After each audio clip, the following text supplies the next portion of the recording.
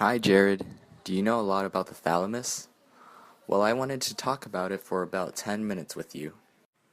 I only know about half the information. Toby, could you tell me more about it? What information do you know?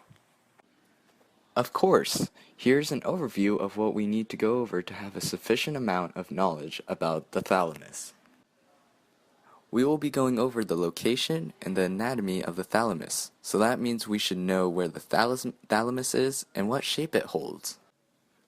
Also, we will be going over the connections, the functions, and the neurotransmitters of the thalamus. This will give us the idea of how the thalamus works. Lastly, we'll be going over interesting facts, but most of them deal about the damage and disorders of the thalamus. Okay, let me tell you about the anatomy. The thalamus is located in the forebrain, which is above the midbrain and is located near the center of the brain.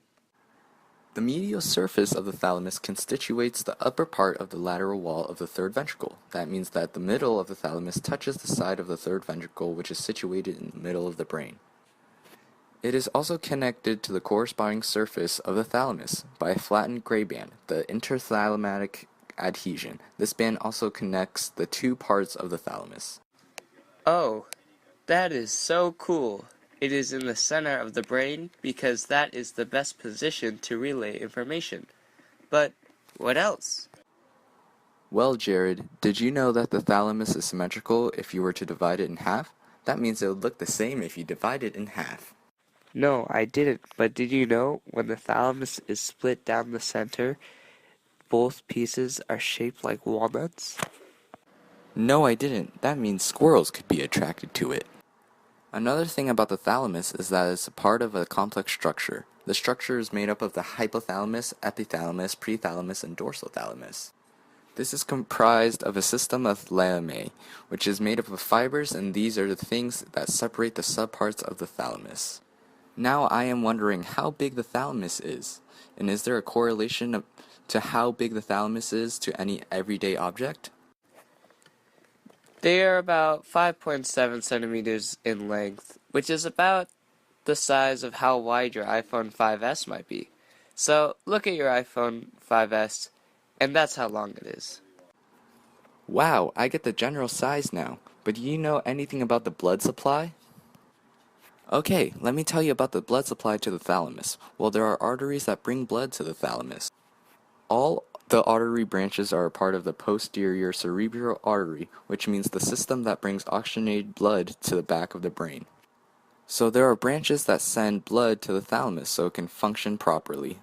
Well, that is great information, but I only know a little about development. So do you know anything about development? All I know is the development of the thalamus can be subdivided into 3 steps.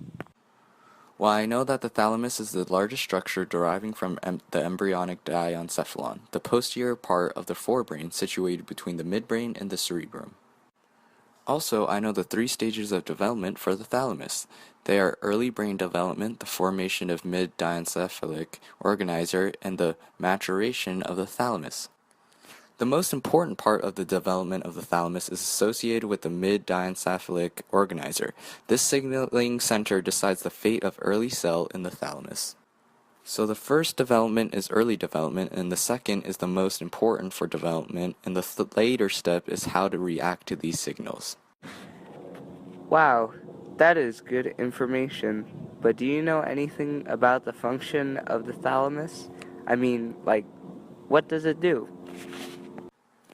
I do not know anything about the functions of the thalamus, but I do know what the thalamus is connected to.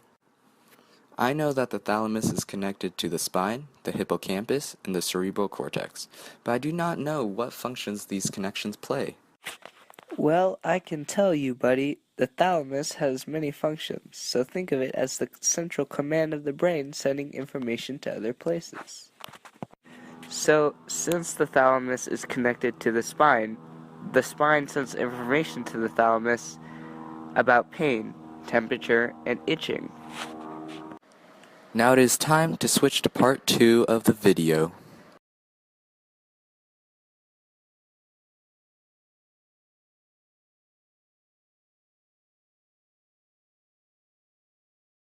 created using Powtoon.